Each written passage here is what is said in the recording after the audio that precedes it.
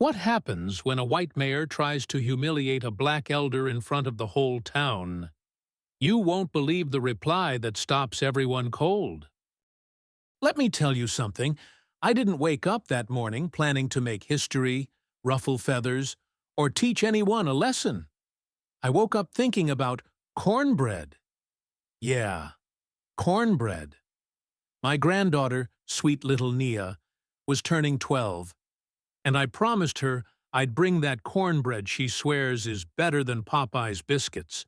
Her words, not mine. I had the cast-iron skillet ready, the buttermilk chilled, and a note in my head that I needed to pick up a bag of fresh stone-ground meal from the little farmer's market downtown. So I got dressed the way I always do. Clean slacks, pressed shirt, my old Panama hat perched just right. Folks in this town know me as Mr. Carter. Never, "Hey you," never, "Old man," never, "Sir, what are you doing here?" I've earned my name. With 50 years of teaching, community work, and raising 3 children who turned out just fine despite this world's nonsense. The sun was warm that morning, the kind that makes the air smell like fresh cut grass and coffee from the diner on Main Street. I took the bus downtown, greeting folks I've known since they were knee-high. A couple of kids waved at me from the corner. I taught their daddy back in '94. Life felt steady, calm. By the time I reached the farmer's market, it was buzzing. Stalls lined with sweet potatoes, okra, baskets of peaches. I stopped to help Mrs. Evelyn, who was struggling to load her bags into her car. She's about 84, stubborn as a mule, but kind as spring rain. "Mr. Carter," she said, "you always save the day." I laughed. "Well, someone's got to keep you from lifting your own weight in produce." That's when I heard it. A voice, loud enough to slice through the chatter, rolling like a bad sermon across the market. "Hey, what's going on here?" I turned, and there he was, Mayor Richard Whitmore. White suit, white hair, and a smugness that could curdle milk. This man has been mayor for 2 terms, and you'd think he personally invented the town. He strutted toward us, his smile as fake as the handshakes he gives at campaign rallies. "Young man." Yes, he called me young man, like he was about to pat me on the head. "Is there a problem here?" I raised an eyebrow. "Only problem I see is you interrupting folks minding their business." His smile twitched. "I've had complaints about suspicious activity downtown. An elderly lady being approached in a forceful manner." Mrs. Evelyn scoffed so loud you could have heard it in the next county. "This man's been my neighbor for 30 years, Mayor. He's helping me, not hurting me." But Whitmore's eyes stayed on me, cold, measuring. The kind of look you get when somebody's not seeing you. They're seeing whatever ugly picture they painted in their own head. "Sir," he said, voice dripping with authority, "I'll have to ask you to leave the market. We can't have loitering. Now, I've been insulted before, but there's something about a man in power, standing in front of half the town, telling you you're not welcome, that burns deeper than most wounds." I chuckled, not because it was funny, but because sometimes you laugh to keep from saying what you really want to. "Mayor," I said slowly, "you think me helpin' my friend here is loiterin'?" He stepped closer, lowered his voice just enough to make it sound personal. "I think you're making people uncomfortable." That right there. Uncomfortable.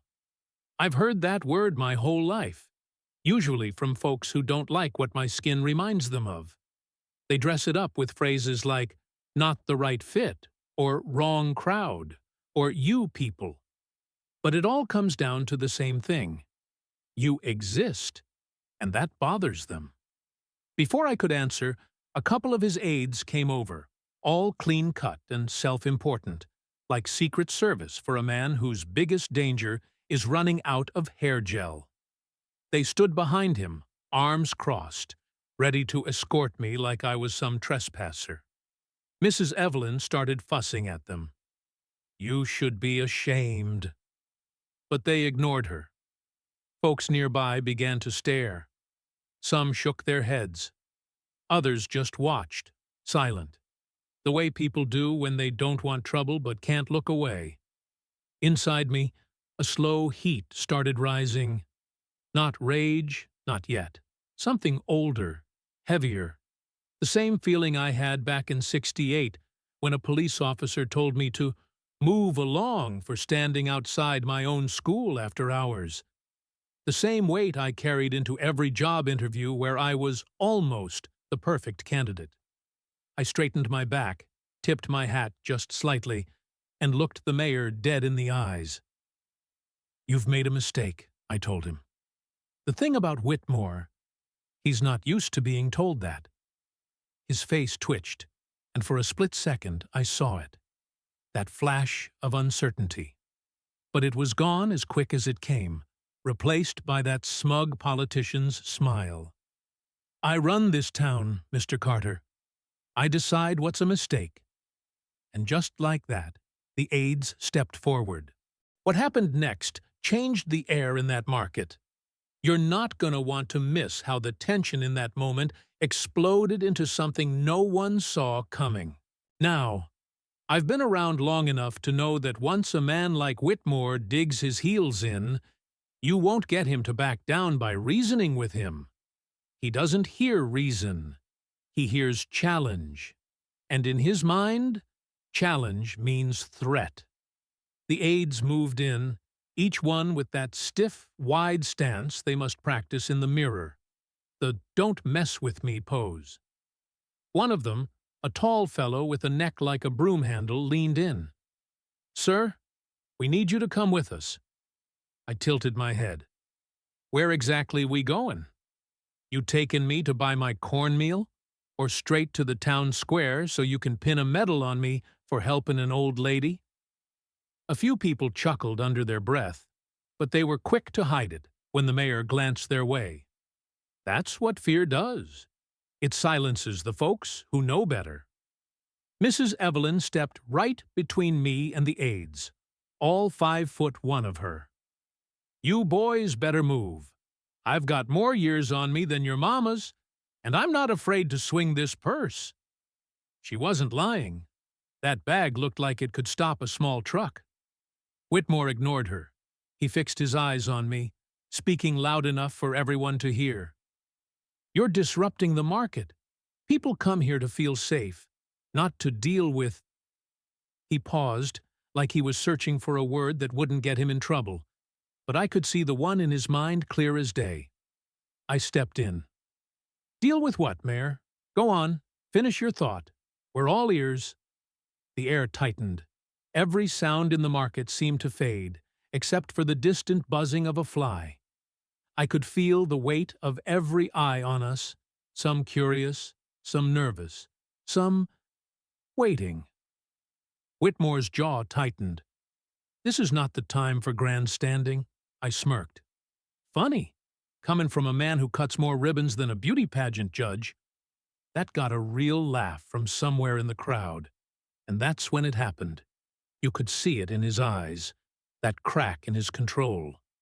For men like Whitmore, it's not the argument they hate. It's losing the room. He stepped forward so close I could smell the faint whiff of aftershave and ego. "You've been warned. Leave now, or you'll be escorted out." "Escorted," I repeated, slow and deliberate, like I was tasting the word. You ever think how it looks? A mayor having a couple of big young men drag an old black man out of a public market for helping his neighbor? 'Cause I can promise you, that's a picture that travels faster than your campaign flyers. A ripple moved through the crowd, that low hum when people sense something about to snap. The aides glanced at each other, unsure. They weren't expecting me to stand my ground. That's when a younger man from the back called out, "Leave him alone. We all saw what happened." Another voice, "He's been here longer than you've been mayor." Whitmore's smile faltered. His control over the room was slipping like oil through fingers, and he knew it. But instead of stepping back, he doubled down. "Fine," he said, voice sharp as broken glass. "If you want to make this public, let's make it public." He turned and waved toward a police officer standing near the street, a broad, heavy-set man I knew by name, Officer Brent Lowe. We've crossed paths before, and let's just say our conversations have never ended with a handshake. Lowe strolled over, tapping his baton against his palm like it was part of his heartbeat. "Problem, Mayor?" Whitmore gestured to me. "Remove him."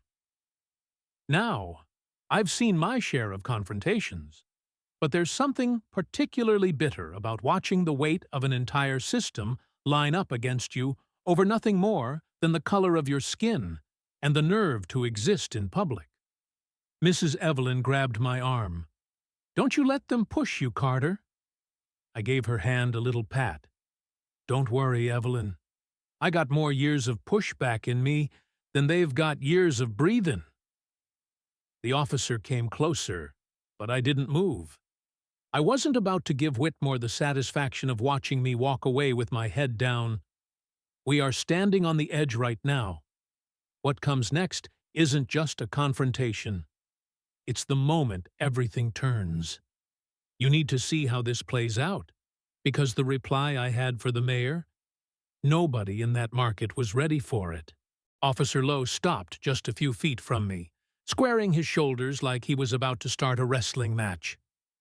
"Mr. Carter," he said, slow and measured, "I'm going to need you to step away." I didn't move. I just shifted my hat a little lower against the sun and looked him square in the face. "And I'm going to need you to tell me why." Whitmore answered for him. "Because you're disturbing the peace." That one got me. Disturbing the peace. I glanced around at the crowd, half of them looking tense, the other half looking fed up. "Mayor," I said, "I was disturbing collard greens when you walked up." That's the only peace I've interrupted today. A few chuckles rolled through the market. Whitmore didn't find them funny. His face was starting to redden under that perfect combed hair. He stepped closer, cutting the space between us to just a breath. "You think you're clever," he said quietly. "But in this town, I decide who stays and who goes." And that's when it happened. That moment when the weight of everything, every sideways glance, every boy from a man half my age, every assumption that my worth could be measured by someone else's comfort, settled right in my chest. I reached into my inside jacket pocket. Gasps flickered through the crowd. Whitmore stiffened. Lowe's hand brushed his holster. Slowly, I pulled out a leather case, flipped it open. Inside, gleaming under the sun, was my Lifetime Achievement Award. Gold seal, my name engraved, presented by the state governor himself for exemplary service to the community and education. I held it up just high enough for everyone to see. "Mayor Whitmore," I said, my voice carrying to the farthest stall, "you're talking to the man who built the very literacy program you cut funding for last year. The one that taught over 2,000 kids to read in this county. The one your own niece graduated from." A murmur swept through the market. People started pulling out phones. Some were recording, some were calling others. I could see the shift. That electric moment when a crowd stops being a set of bystanders and starts being a witness. I took a step forward. "And while we're all talking about who gets to stay or go, let me remind you, I've been here 72 years. You've been here, what, 8? 9? This is my town as much as it is yours. Maybe more." Whitmore's jaw twitched. He tried to speak, But I wasn't finished. You insulted me in front of my neighbors, tried to paint me as a threat, and all because you saw a black man helping a white woman with her groceries. That's not leadership. That's fear. And the thing about fear, Mayor, it doesn't lead. It hides. By now the market was dead quiet. Even the breeze seemed to pause to hear me out. Mrs. Evelyn's voice cut through the stillness. "Tell him, Carter." I took off my hat, met his eyes, and said the line I'd been holding since the moment he walked up. "Respect is not yours to give or take, Mayor. It's mine to carry, and you can't touch it." Silence. Heavy. Final. Whitmore stepped back. No more swagger, no more smirk. His aides shifted uncomfortably. Officer Lowe looked like he'd rather be anywhere else. And then, the sound that broke it all? Applause. First a few claps, then a wave of it, echoing against the brick buildings, rolling through the stalls.